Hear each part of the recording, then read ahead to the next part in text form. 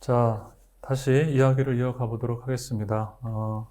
해방 이후 백석에 대해서 한번 따라가 보겠는데요.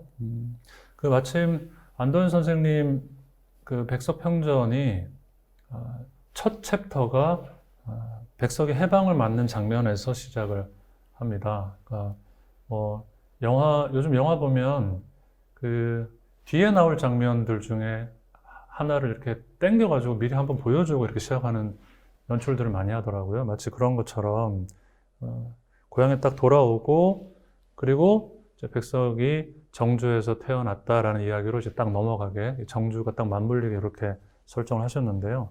첫 챕터를 어떻게 시작할까 고민 많이 하셨을 것 같은데 예, 그랬습니다. 왜 이렇게 딱 선택하셨는지요? 이걸 그 백석 연보 정리하듯이 1912년 평북 정주에서 태어났다 이렇게 할 수는 없는 노릇이잖아요. 예.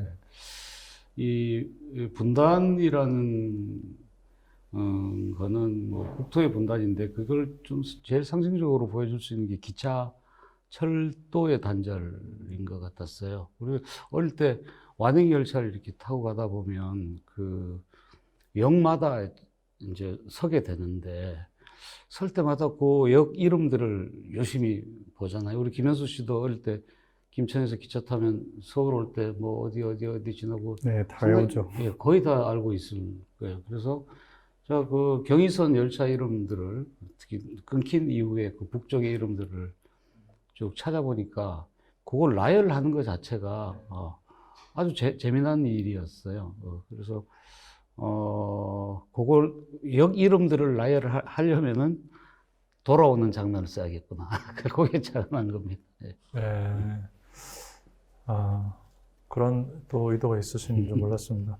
그 해방 이후가 이제 소용돌이가 시작이 되는 시대인데요.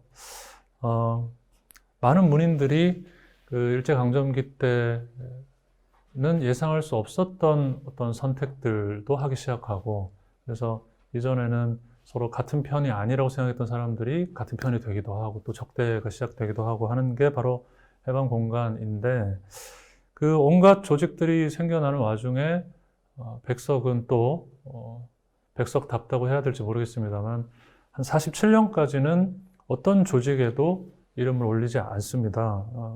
그 백석평전에도 잘 지적이 되어 있는데요.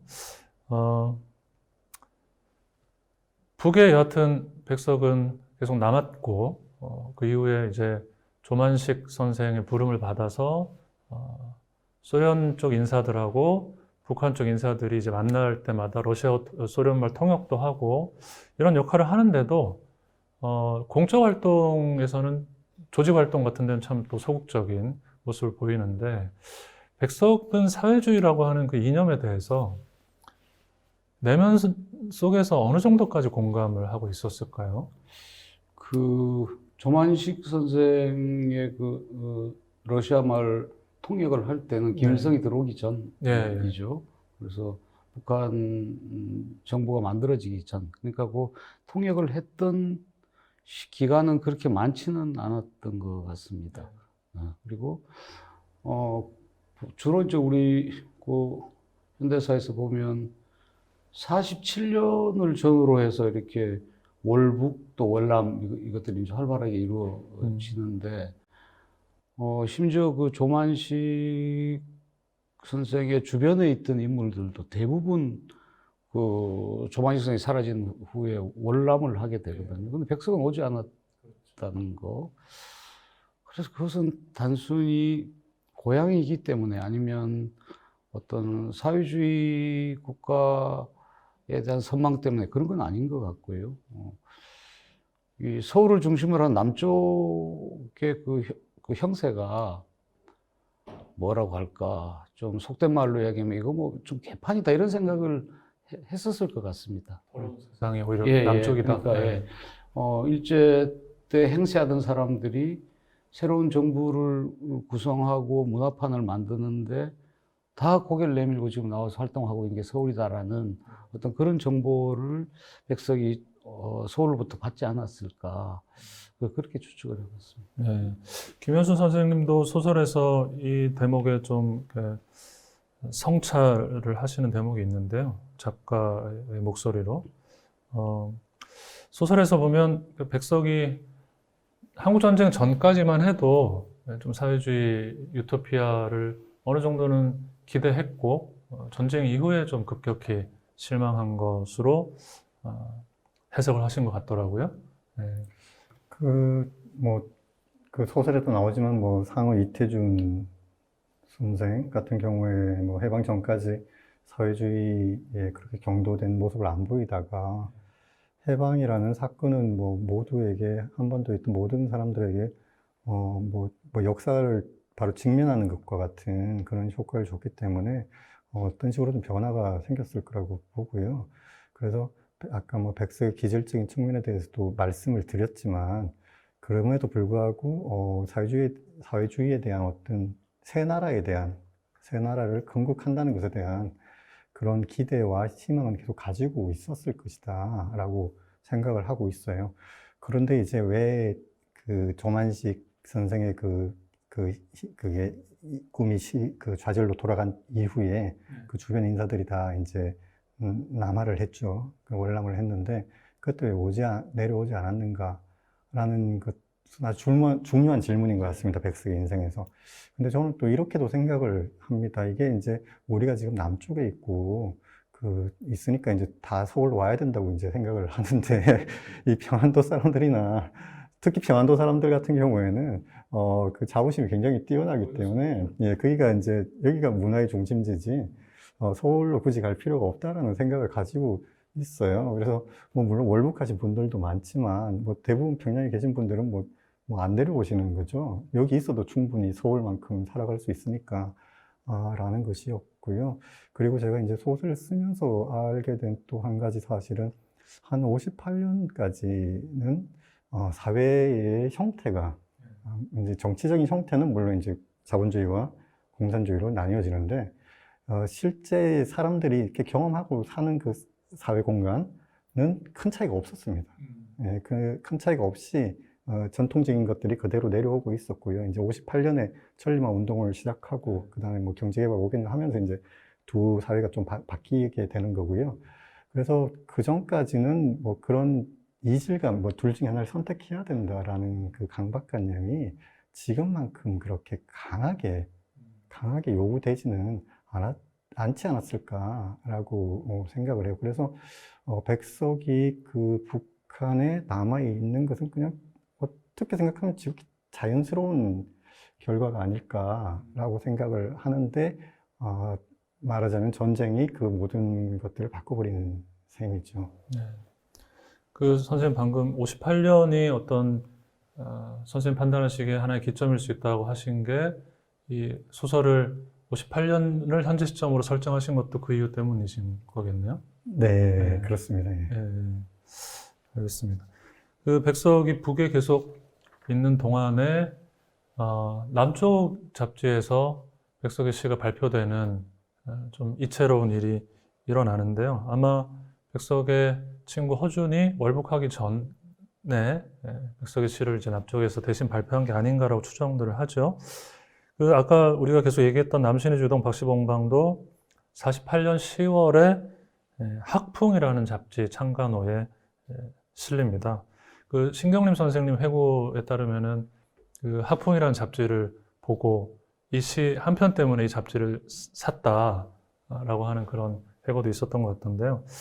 이 학풍이라는 잡지가 의류문화사, 지금도 아주 전통 있는 출판사죠. 의류문화사에서 출간한 잡지고요. 그래서 그 잡지에 백석의 두 번째 시집이 출간된다라는 예고가 실려 있습니다.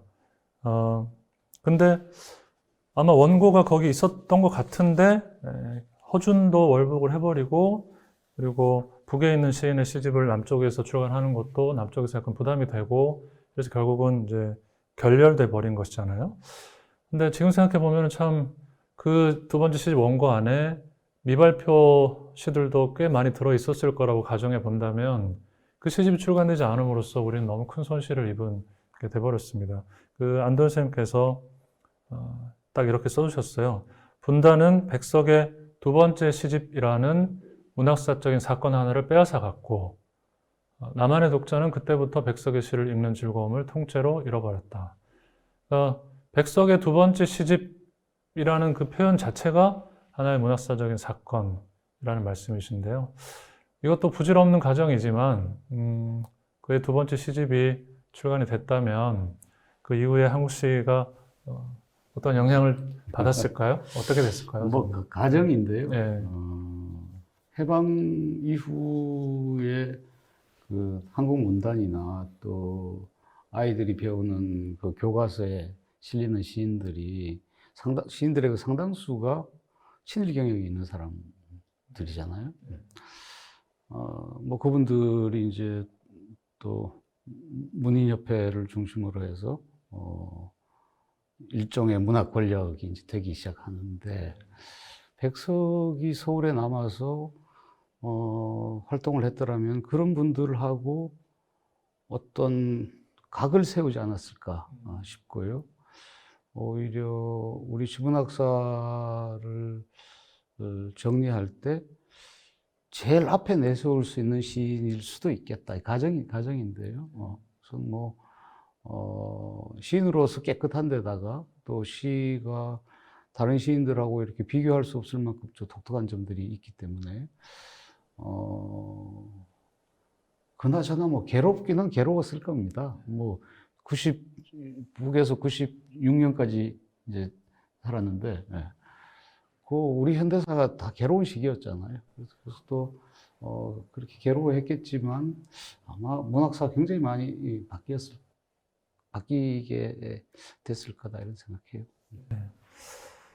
그 백석이 이제 한국 전쟁 기간 동안 뭘 했는가는 사실 자료가 별로 없어서 그 안도현 선생님 평전에도 한국 전쟁 파트는 좀 간단하게 이제 넘어갈 수밖에 없었던 것 같고요. 그 김원수 선생님 소설에서도 아마 정주에 머물렀을 것이다라는 추정이시죠? 그거를 소설에 썼던 것 같던데요. 네, 뭐 그렇죠? 정주에 있었더라는 어떤 뭐 확인되지 않은 정언이 있기 때문에 네. 정주에 내려간 것 같다는 생각을 했습니다. 예. 그래서 한국전쟁 기간 동안도 백석은 계속 이제 번역가로, 러시아어 번역가로 작업을 했을 뿐이고요. 휴전 이후에도 거의 침묵하다가 56년에 다시 이제 활동을 시작합니다. 안도현 선생님 표현대로 하자면 이제 동화시, 동화시를 그냥 동시가 아니고요. 한편의 동화에 준하는 어떤 내용을 시에 담아놓은 그런 동화시를 쓰기 시작하죠. 이 56년이 좀 뭐랄까요?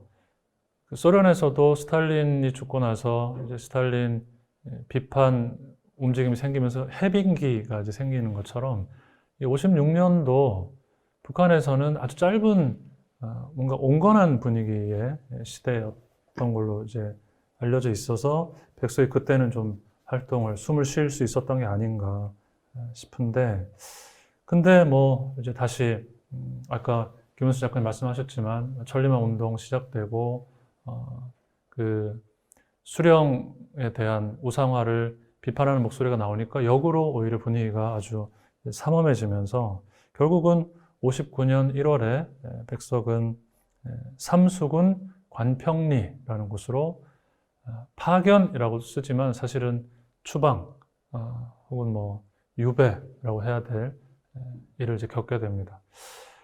거기서도 작품 활동을 하는데요. 사실상 그 거의 뭐랄까요, 쓰지 않을 수 없어서 쓴 것 같은 그런 느낌의 작품들이고요. 그마저도 62년을 기점으로 이제 끝이 납니다. 그래서 시인 백석은 1962년에 완전히 퇴장을 하게 됩니다. 이 56년부터 62년까지의 요 한 5, 6년의 기간이 참 뭐랄까요, 상징적이고 징후적인 기간이라는 생각이 들고요. 지금 관점에서 보면은 한 예술가가 한 시대와 불화를 겪다가 어떻게 자의반 타의반으로 퇴장하게 되는지를 보여주는 그런 상징적인 장면이 아닌가라는 생각이 듭니다. 그 김현수 선생님의 소설이 바로 이 기간, 특히 이제 58년을 현재 시점으로 출발을 해서 이 기간을 많이 다루시고요. 그 기간에 백석의 내면으로 파고 들어가는 그런 소설을 쓰셨습니다.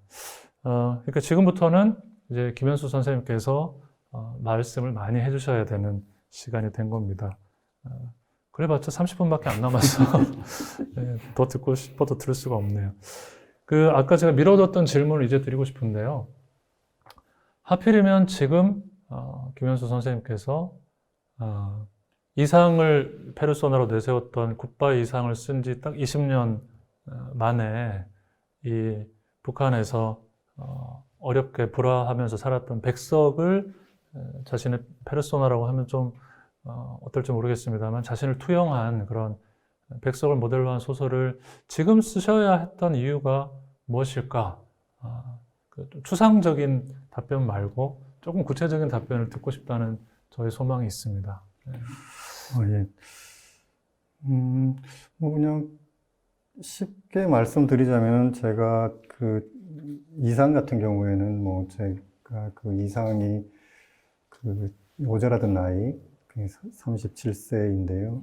27세죠. 27세 무렵에 이제 이상이 요절하는 것에 대해서 좀 이해가 갔고요. 이해를 하고 싶었고요. 그래서 이제 그 이상의 사건과 제 나이가 맞았던 것 같고요. 그리고 백석이 말씀하신 대로 삼수군 간평리로 이제 유배를 떠나는 나이를 또 제가 지나가고 있었기 때문에 또 그때의 그 백석의 심정에 대해서 좀 알고 싶다라는 생각이 이제 아주 초보적인 동기가 되겠고요. 그런데 심층적으로 들어가 보니 백석이 처한 상황을 면밀히 보게 되면은 일단 외부적인 압박감이 존재를 하고 있어요. 이렇게 외부에서 어떤 준비된 형태의 시를 쓰라라는 게 있고, 이게 이제 저울의 한쪽에 올려져 있는 거고요. 다른 쪽에는 이제 그 결혼을 해서 태어난 아이들이 이제 크고 있는 상황이고, 그래서 이 아이들과 평양에서 살아가는 삶에 대한 그런 소시민적인 꿈 같은 게 아마 다른 쪽 저울에 있을 것 같아요. 근데 뭐 쉽게 생각하자면은 뭐 이게 쓰라는 대로 써주면 뭐 평양에 남아서 뭐 계속 작가 그 동맹에서 활동하면서 주거지도 주고 다 세속적인 성공을 거둘 수 있었을 텐데 그러지 않았단 말이죠. 그래서 저는 이제 이게 오랫동안 저한테는 소설 쓰기 전에는 좀 중요한 문제였습니다. 이게 이 사람이 능력이 없어서 이렇게 결국 추방된 것이라면 제가 소설로 쓰기가 좀 어려웠던 거고요. 능력이 있는데도 불구하고 추방을 받아들였다고 한다면 제가 소설로 좀 쓰겠다라고 생각을 했어요. 거기에 이제 이 답이 있는 거죠. 제가 이제 관심을 가졌던 것이 바로 능력이 있는데도 쓰지 않고 추방당하는 것에 제가 감정이입을 한 것이고요.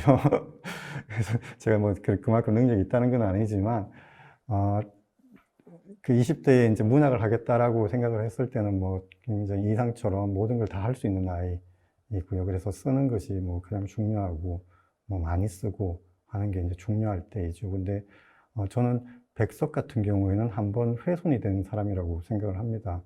백석에게도 화양연화 시절이 있었는데 그게 이제 1936년 사승을 내고 영생고등학교에 부임하는 그날 그 모든 학생들이 와 멋진 선생님 오신다 할 때 그게 이제 영화의 첫 장면이죠. 가장 화양연화 시절인데 그 시절에 이 사람이 그 시절을 지나면서 뭔가가 훼손이 됐어요. 그래서 그 시절로 돌아갈 수 없는 상태가 되었고 그래서 이제 만주 방랑도 그렇게 좀 설명이 되고요. 그리고 해방 전후에 자기 동료들이 다 시를 쓰는 와중에도 자기는 시를 쓰지 않고 있는 그 심리 상태도 이미 자기는 시인으로서는 약간 돌아갈 수 없다 그 시절로 그런 심리적 상태가 있지 않았을까라고 생각을 합니다. 그래서 그렇게 이제 훼손된 상태에 있는 그 사람이 자기 지금 그 세상의 그 외부적인 압력에 맞서서 어떻게 이걸 대처를 하는가라는 게 이제 제가 두 번째로 이제 관심을 가지게 된 거죠. 그러니까 젊었을 때는 많이 쓰고 화려하고 이런 건데 화려한 시기는 다 끝이 났어요.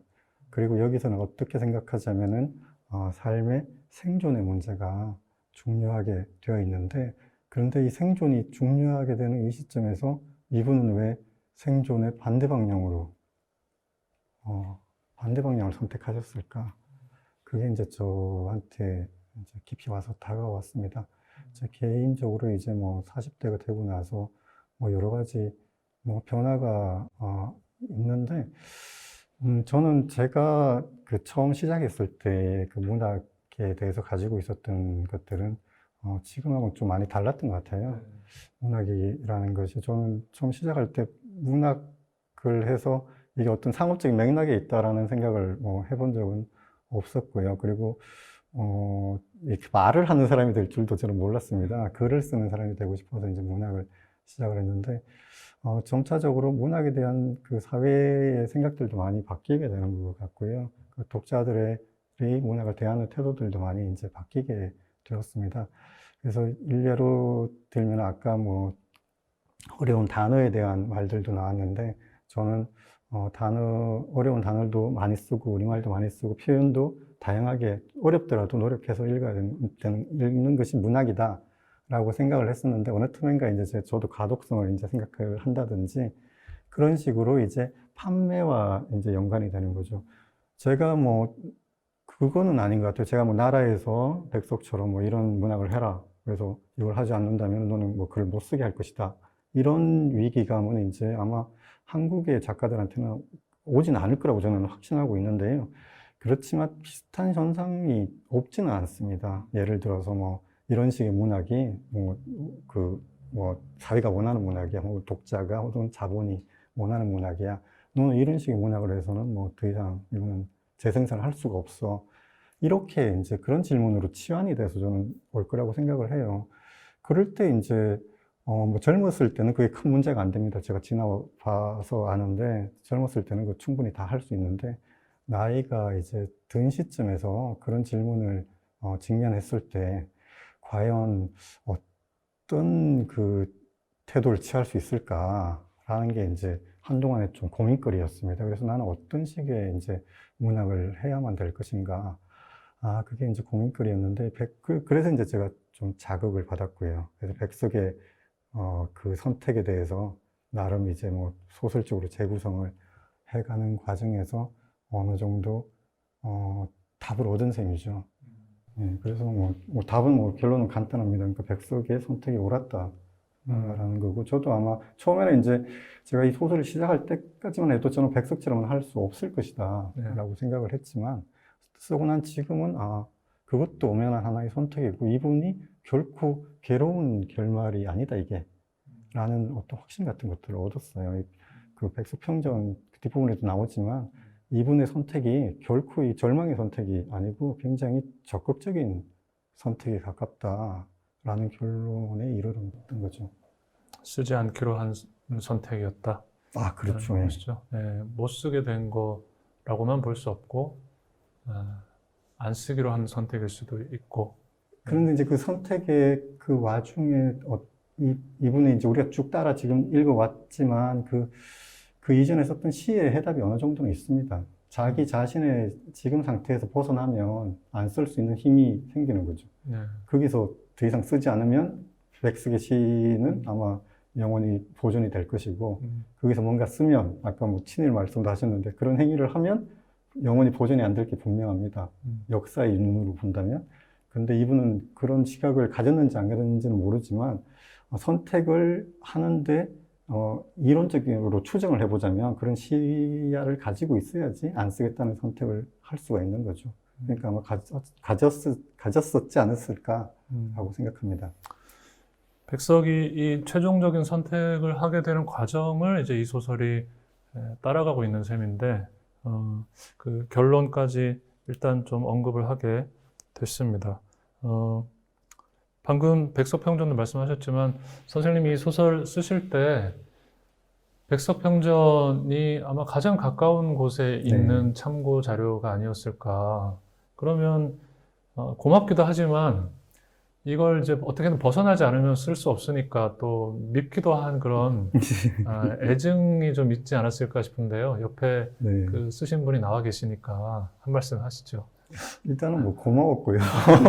제가 바로바로 그 참고할 만한 그 책이 있었기 때문에 두고 확인을 바로 하고 뭐 쓸 수 있어서 참 고마웠고요. 그리고 이제 뭐 이거는 뭐 어쩔 수 없는 자료의 한계가 있습니다. 북한의 일들에 대해서는 어떤 일들이 벌어지는지에 대해서는 많이 알지 못해요. 그리고 이제 평전을 또 쓰셨기 때문에 그걸 쉽게 뭐 쓰기 어려운 부분이 있어서 좀 빈 곳을 많이 남겨두셨습니다. 그래서 제가 소설가는 뭐 마음대로 막 해도 되는 거죠. 평전이 아니니까. 그래서 이제 제가 운신의 폭이 좀 넓어져서, 뭐 소설을 썼습니다. 그래서 큰 도움을 받았죠. 그 백석평전 읽으면서 저는 좀 놀란 것이 평전이 되게 재미가 있죠. 그 삶 자체가 다 서사를 내장하고 있으니까 재미가 있는데 시인의 삶이 이렇게 재밌기는 별로 쉽지 않을 거라고 예상을 했거든요. 게다가 자료도 부족하고. 근데 선생님 책을 보면 그 사실은 자료들을 그대로 이렇게 들여놓는 장면들도 꽤 있음에도 불구하고 정말 이렇게 소설처럼 재미있게 끝까지 쫙 읽히는 그런 힘이 있다고 느꼈는데 소설가로서 이 평전의 그런 서사적 힘에 대해서는 어떻게 평가하십니까? 저도 너무 재미있게 읽었고요. 저는 통영 부분을 굉장히 열심히 봤습니다. 그래서 통영에 이게 며칠에 갔을까, 이게 이제 저한테 좀 약간 중요했는데요. 제가 지금 소설에서는 이 사슴 시집을 들고 가게, 그렇게 썼는데, 아마도 그 평전에는 그렇게 안 나와 있어요. 그러니까, 예, 먼저 가고 나서 1월 초에 가고, 뒤에 사슴 시집이 나온 걸로 이제 되어 있는데, 저는 소설적 연출을 위해서 이제 바꿔놨습니다. 근데 이제 그때 이제 그 사슴 시집을 들고 갔을까, 안 갔을까가 이제 궁금해서 그 부분을 자세히 봤는데, 굉장히 막 이렇게 시에 나와 있는 그 달과 이런 것들, 그 달의 모양이죠. 뭐 반달, 뭐 보름달. 그런 걸로 해가지고 이제 추정을 하시는 걸 보고 너무 흥미진진했습니다. 이거는 뭐 추리소설 보듯이, 몇 번 갔을까, 또 봄에 갔을까, 안 갔을까, 이런 게 있는데요. 그래서 그게 확정은 다 안 된 거죠. 통영 몇 번 갔는지는, 그죠? 그게 저도 쓰면서 예. 뭐 사람들마다 말이 다 다르거든요.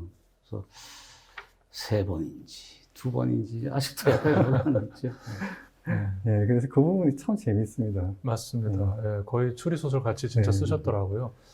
그 선생님 지금 백석평전에 대한 말씀을 들으셨는데 김현수 작가님 소설은 어떻게 읽으셨는지? 예, 그 7회의 마지막 옆에 있어서가 아니라 진짜 재밌게 읽었습니다. 예. 저는 원래부터 이제 김현수 씨 문장을 좋아하는데, 이렇게 가끔 보다가 이렇게 검색해서 찾아봐야 되는 어휘들이 좀 있었어요. 우리말인데. 그래서 그런 거를 어디서 가지고 와서 사용했는지는 이따 좀 물어보고 싶고요. 그 앞에 그 누구죠? 소련 여성신 이름. 벨라. 벨라 이야기가 많이 나오잖아요. 근데 뒤에 보면, 마지막 부분에 서희, 여교사. 그 캐릭터가 저는 굉장히 매력적이었어요. 그래서, 야, 서희하고 뭔 스토리가 좀 더 진행되면 더 재미있겠는데, 너무 좀 빨리 끝나서 좀 아쉬웠습니다. 보통 장편은 한번 읽고 나면 그냥 다 끝인데, 올해는 방학을 하면 다시 한번 읽어볼까. 특히 백석시나 이 7회의 마지막에 보면 눈이 많이 내리잖아요. 눈 많이 내리는 날마다 7회의 마지막을 다시 읽어야 되겠다 이 생각하고 있습니다. 평소에 소설을 좀 많이 보시나요, 선생님? 좀 게으른 편입니다. 네, 많이 못 보시죠. 네. 근데 어쩌다가 이렇게 참 소설을 읽게 되면 참 골라서 읽어야 되는데 후회 없는 선택을 하신 거네요. 또 2번 읽겠다 이런 마음이 드는 것은 이번이 처음인 것 같아요. 예. 처음이시랍니다, 선생님. 그 어휘는 어떻게 그렇게 많이 아시나요? 뭐, 글쎄요. 제가 이제 뭐 모르는 시대를 배경으로 쓰고 있기 때문에 1950년대 후반의 북한 사회, 그래서 뭐 일단은 그 저 사진이나 뭐 논문이나 이런 것들을 많이 보게 되죠. 자료들을 보는데, 근데 저한테 가장 큰 좋은 자료는 그 당대의 소설들입니다. 네, 그래서 아까 뭐 말씀드린 대로 저는 그대로 놔두는 게 좋다. 한계를 있으면 한계를 가진 채로 놔두는 게 좋다라는 건데, 그 당대의 소설들이 자기 사회를 가장 정확한 언어로 묘사를 하고 있어요. 그래서 북한에서 나왔던 그 조선문학의 그 시기에 소설들을 쭉쭉 따라 읽는 거죠. 그래서 처음에 의도는 뭐 이 사람들이 어떤 그런 세계관을 가지고 있는지, 감각을 가지고 있는지 알기 위함인데, 그걸 읽다 보면 그 시기까지만 해도 북한 그 소설에서 이런 문예적인 표현이 매우 중요했습니다. 그래서 우리말을 계속 살리려고 노력을 하고 있었고요. 그래서 자연스럽게 이제 그런 분위기가 저한테 들어왔던 것 같아요. 그래서 이제 네이버에 검색을 하게 되면 이게 뭐 북한어 이렇게 왜 규정을, 저는 그거에 대해서 좀 반대하는 편인데요. 북한어라고 규정을 해놨어요. 그래서 우리는 쓰면 안 되는 언어처럼 그렇게 해놨는데요. 근데 이제 제가 이렇게 우리가 알지 못하는 단어를 넣어서 독자들한테 한번 읽혀보면 독자들 대부분은 느낌으로 대충 압니다. 이게 뭐 도굴도굴이면은 막 이렇게 닥지닥지 붙어 있는 건가 보다. 이런 식으로 알기 때문에 저는 한국인이라면은 뭐 그냥 이걸 안 쓸 이유가 전혀 없다라고 생각을 해요. 그 주석을 달 필요도 없고. 네. 주석을, 예, 그렇죠. 소설 같은 거 그냥 쭉 읽으면 되고, 본인이 생각하는 그 느낌이 맞을 가망성이 굉장히 많습니다. 그런 면에서 그 주석 거부파로서 두 분은 이제 의견이 같으시네요. 네. 나는 그 단어들을 이렇게 따로 적어뒀어요. 네. 그래서 나중에 나도 한번 써먹어야 되겠다. 알겠습니다.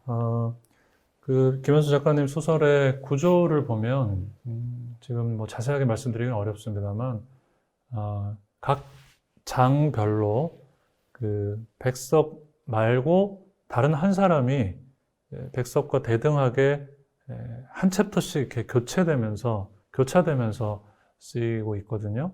1장은 벨라라고 하는 시인, 뭐 실존 인물을 모델로 했지만 똑같지는 않은 네. 벨라라는 시인이 백석과 계속 교차되고 있고요.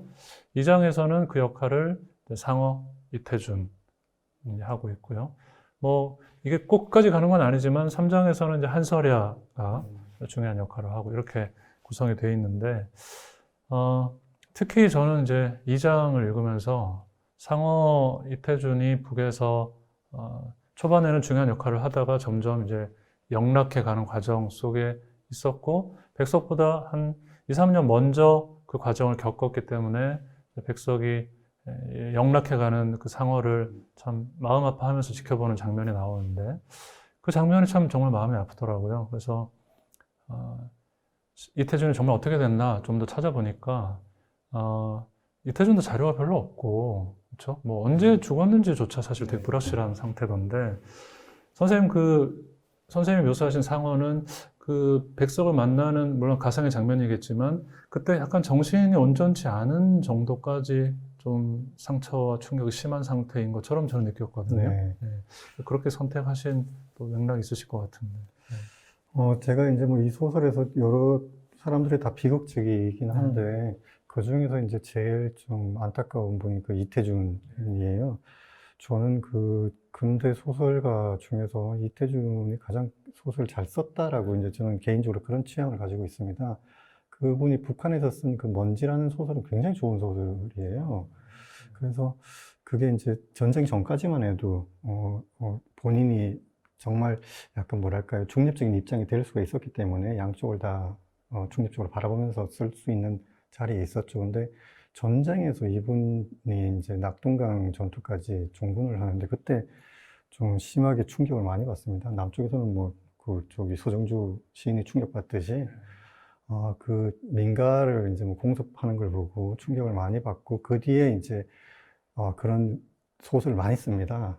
그래서 그 뒤에는 뭐 누가 시키지 않아도 본인이 알아서 그 당의 정책에 부응하는 소설들을 많이 썼는데, 그럼에도 불구하고 이제 뭐 그 북한 문단 내의 권력 투쟁에서 밀려났고, 그 다음에 남로당과 연계가 됐기 때문에 일단은 그 자리에서 물러서게 되죠. 근데 일반적으로 그 시기에 그 남쪽에서 올라온 사람들과는 대화 자체가 할 수가 없는 상태였다. 누가 이제 그 집에 찾아가기만 해도 좀 오해를 받는 상황이어서 뭐랄까 이렇게 외톨이로 만들어 버리는 거죠. 예, 고립시키는 상태로 이제 두기 때문에 저는 이태준이 가졌던 그 뭐랄까요 그 세파에 대한 그 분노, 그 염량세태라고 해야 될 텐데 이건 염량세태라고 할 수도 없는 겁니다. 너무나 엄중한 상황인 거죠. 그래서 그것에 대한 회한 같은 게 굉장히 아마 컸으리라고 생각이 들어요. 심지어 뭐 박태원 그 회고에 따르면은 박태원도 이태원을 못 찾아갔습니다.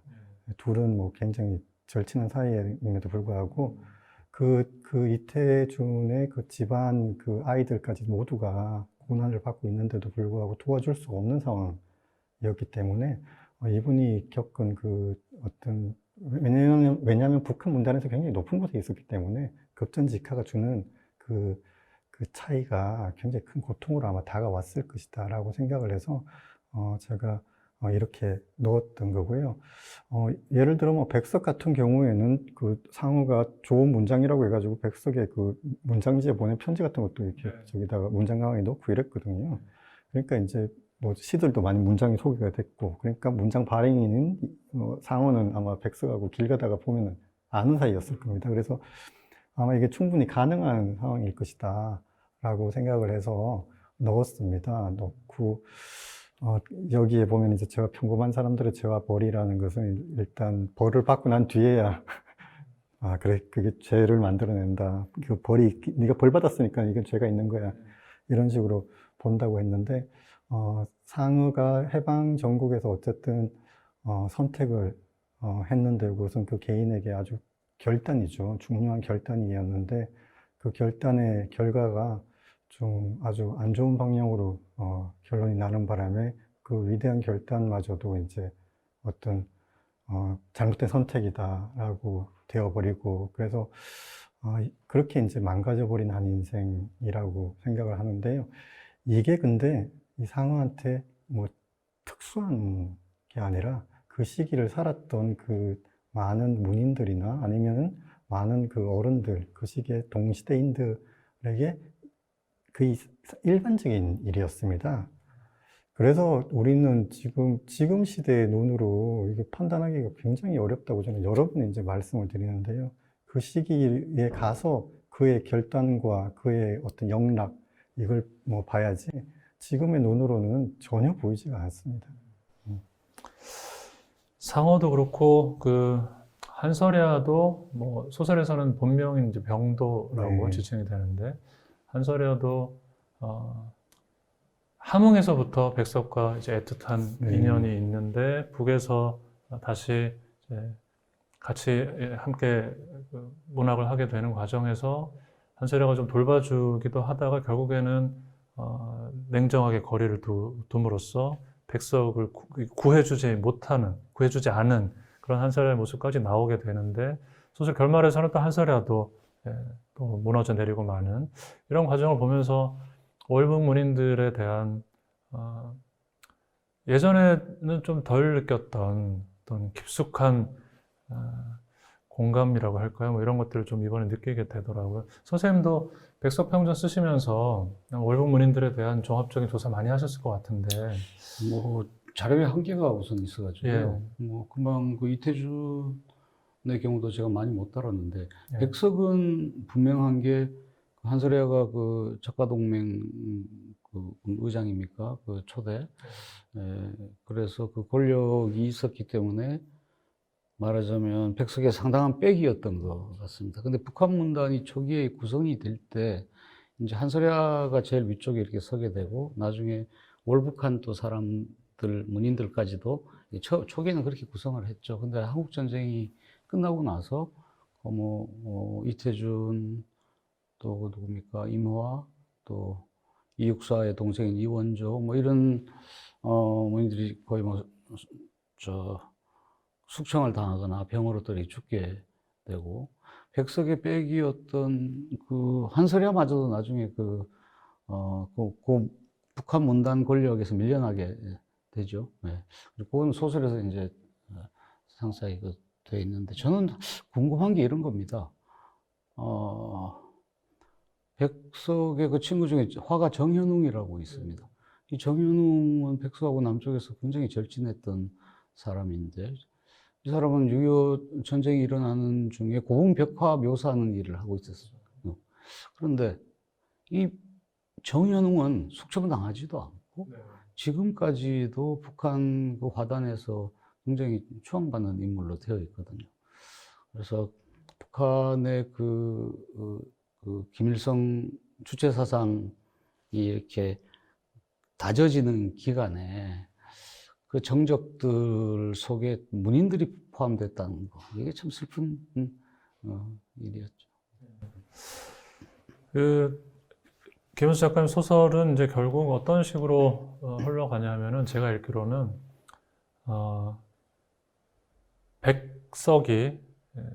백석이라는 이름을 버리고 이제 스스로 백석이었다는 사실을, 자기가 백석이었다는 사실을 잊고 그걸 받아들이기 위해서 애쓰는 과정으로 가고 있다, 마지막에. 그런 느낌을 이제 받았어요. 그래서 마치 이상과 김혜경의 관계가 김혜경이 이상이 되려고 노력한 그런 과정이 이상의 문학을 이루고 있다면 백석의 마지막은 나는 백석이 아닙니다 라고 자기를 알아보는 사람에게 부정하는 그 장면이 상징적으로 보여주듯이 결국은 백기행으로 돌아가는 과정을 그린 소설이 아닌가. 그래서 20년 전에 굿바이 이상하고 이번 소설을 저는 좀 이렇게 비교해서 읽어보고 싶다는 마음이 들더라고요. 마지막으로 아까 이미 좀 말씀을 해주셨지만 김현수 작가님 소설의 그 마지막 메시지는 백석은 쓰지 않기를 선택함으로써 가장 적극적인 선택을 한 것이고 자신의 문학을 지켰다, 이런 메시지라고 볼 수 있는데요.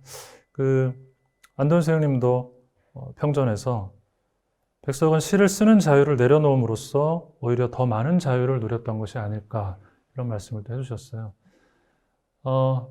저는 두 분이 시나 소설을 쓰지 않고 사시는 모습이 상상이 잘 안 되지만 어떤 선택의 순간이 오면 쓰지 않음을 택함으로써 쓰는 이런 역설적인 선택을 하실 수 있을 것 같으세요? 상상이 되시나요? 저는 김현수 씨 소설의 그 백석의 태도에서 충분히 공감하고 동의합니다. 백석이 평양에 그대로 남아서 계속 글을 쓰는 그 지필 노동자로서 당의 정책을 빠뜨리지 않고 쓰고 이런 사람이었다면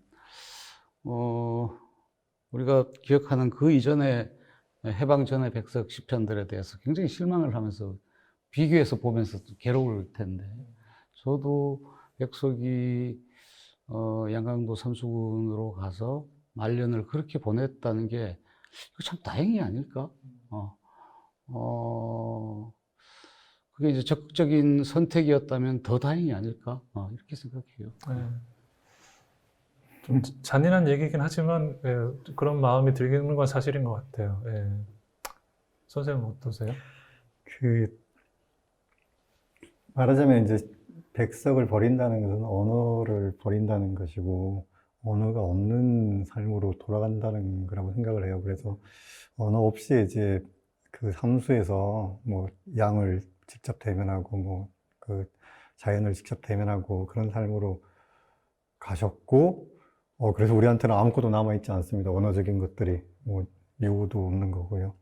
그래서 그런 삶인데요. 언어의 세계가 가지는 뭐 자유, 표현의 자유도 뭐 있고 하지만 사실은 이렇습니다. 저는 백석이 그런 선택을 할 수밖에 없었다라는 것을 아까부터 계속 말씀을 드렸는데 그 이유는 백석이 쓴 글들 때문이에요. 이미 뭐 나와 나타샤와 흰 당나귀에서 세상이 뭐 더러워서 자기는 버리는 거지 지는 게 아니다라고 이미 본인이 써놨고요. 그리고 뭐 다른 뭐 남신의 유동 박시몽방이나 흰 바람벽이 있어에서도 자기는 나중에 아주 그게 인정을 받을 것이다라는 그런 식의 뉘앙스를 뭐 큰 시인이다라는 뉘앙스를 가지고 있었거든요. 그러니까 그 언어, 마지막 순간까지 백석이 할 수 있었던 것은 자기가 구축해 놓은 그 언어의 세계에 충실한 삶을 살아야지 시인 백석이 완성이 되는 거죠. 그 자기가 써놓은 글을 하고 다른 삶을 살게 되면 완전히 망치는 게 되는 거죠. 그래서 저는 뭐 자연스럽게 백석은 산골로 도망가는 게 아니다, 세상을 버리는 거다라는 삶을 택할 수밖에 없었을 것이다. 그리고 이제 그걸 택하면서 언어를 버리고 나서는 본인이 이제 지금까지 규정했던, 말로서 규정했던 자신이 아닌, 뭐랄까요, 저는 좀 더 넓어진 자신의 세계 속에서 살았으면 좋겠다라는 제 바람으로 살지 않았을까라는 이제 믿음을 말씀을 드리는 겁니다. 예. 아까 뭐 김원수 작가님이 평전 쓰는 사람과 달리 소설가는 마음대로 쓸 수 있으니까 이런 표현을 슬쩍 하셨는데 사실은 전혀 마음대로 쓰신 게 아니고 그 인간으로 인간을 설명할 수밖에 없다라는 그 조건 안에서 쓰신 거라는 거를 다시 느낄 수 있었습니다. 자, 그 지금 지켜보고 계신 분들이 질문을 주신 거를 제가 몇 가지 받았는데요. 죄송하지만 시간이 너무 없어서 한두 분 정도만 소개를 해드리는 것으로 하겠습니다. 그 안돈 선생님, 그 시집 제목이 사슴인데 사슴이라는 시도 없는데 왜 사슴이라고 붙였냐라는 질문이 있습니다. 그 굉장히 어려운 질문입니다. 저는 우리가 사슴이라고 하면 노천명의 사슴을 제일 먼저 이제 떠올리게 되죠. 저는 노천명의 사슴을 읽으면서 전 중학교 때 그 학교에서 배웠는데요. 그 시를 읽으면 자꾸 백석이 떠오르는 거예요. 모가지가 긴 짐승이고 관이 향기롭고 이렇게 머리가 백석이 그런 스타일이었잖아요. 뾰족한. 잃었던 전설을 생각해내고, 그러니까 백석이 하나의 자기 머릿속에서 그 시집을 구성할 때 어떤 이상으로 사슴을 설정한 것 같아요. 고고한. 예? 고고하면서도 자연에 가깝고 길들여지지 않은 그 상태. 그게 사슴이 아닌가. 향기였어도 괜찮았을 것 같은데. 근데 그 네. 제목을 붙이는 감각은 굉장히 뛰어난 거죠. 네. 시집이 없는 시에 그러니까요. 없는데 사슴이라고. 근데 이제 사슴 할 때도 이 말이 아주 저는 좋습니다. 사슴이라는 말이. 그럴 수도 있겠네요. 네. 김현수 씨는 아직도 시인이구나. 네.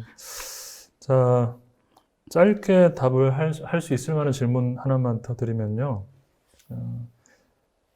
과거의 백석에게 그건 하지 마세요라고 말리고 싶은 거 한 가지, 이미 한 것에 대해서는, 그 마지막 선택에 대해서는 두 분이 이미 입장을 얘기해 주셨고,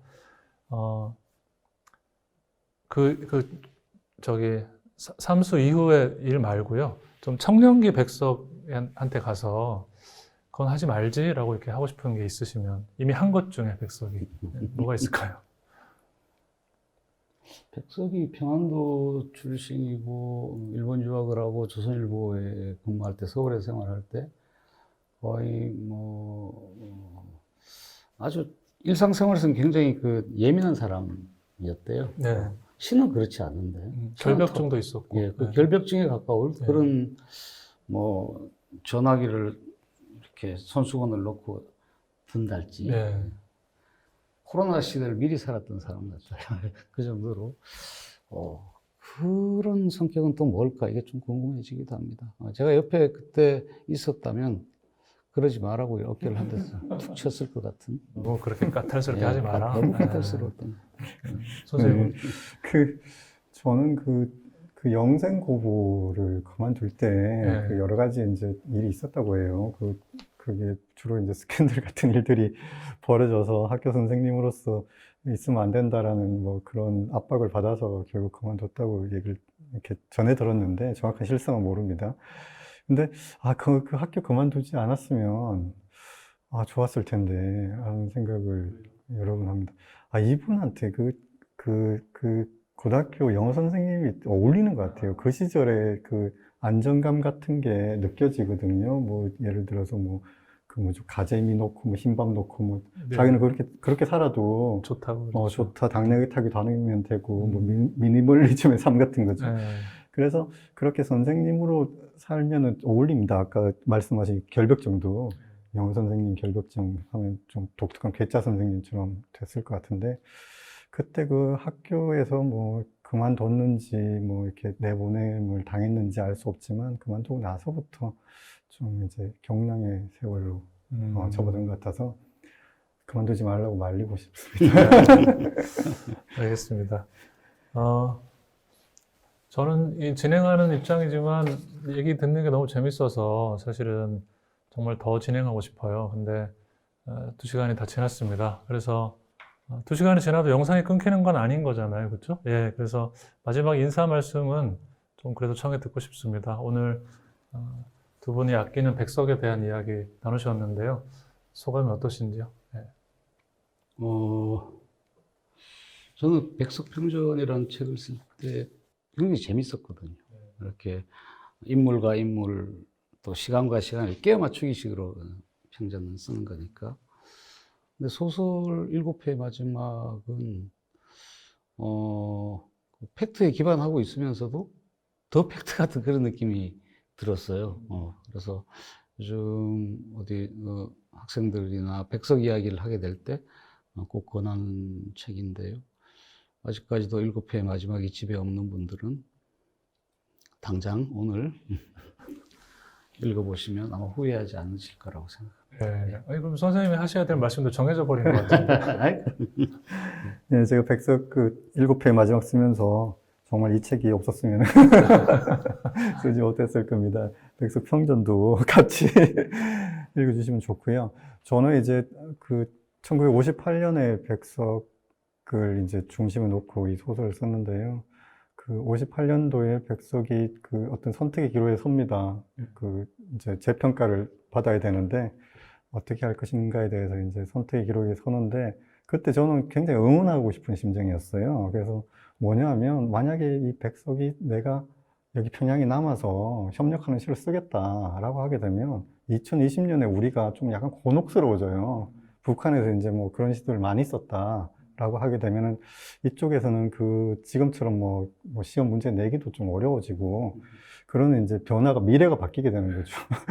그래서 뭐 나중에 가면은 남쪽에서 많은 사람들이 당신의 시를 좋아할 것이다. 당신의 지금까지 써온 것만 해도 충분하다. 이런 식의 응원하는 심정으로 이 소설을 썼습니다.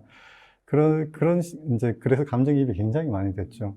그래서 오늘 이렇게 그 한국 그 문학관이 이렇게 만들어지는 이 시점에서, 그 본인은 자기는 인생이 실패했다고 생각을 했고, 자기 시는 북한 문단에서는 아무런 평가가 없거든요. 그래서 남아있지 않을 것이다. 라고 생각하면서 이제 96년까지 사시다가 돌아가셨을 텐데, 그랬던 분의 그 이야기를 우리가 이제 이 한국 현대문학관 이 이름 하에 그 백석 시인의 이름을 다시 우리가 불러줄 수 있는 자리가 마련됐다는 게 저는 진짜 감격스럽습니다. 예. 네. 백석 연보를 보면 마지막 두 줄은 언제나 똑같은데요. 1962년 그리고 1996년 그 사이에 34년은 그냥 비어 있습니다. 그래서 이게 말이 34년이지 34년 동안 시를 쓰지 않고 살았다라고 생각하면은 참 아득하고 먹먹한 기분이 드는데 오늘 이 국립한국문학관 제1회 학술 대회에 또 첫째 날에 백석의 얘기를 우리가 나눴다는 것이 그 34년에 대한 약간의 위로는 좀 됐지 않았을까라는 생각이 듭니다. 예, 오늘 학술 대회이지만 팬 모임 같은 그런 즐거움도 좀 같이 가져가 보려고 했는데 두 마리 토끼를 다 잡았는지 모르겠습니다. 두 분 고생 많으셨고요. 예, 다음 또 이런 기회가 있으면 또 뵙겠습니다. 예, 감사합니다. 감사합니다. 수고했습니다. 고맙습니다.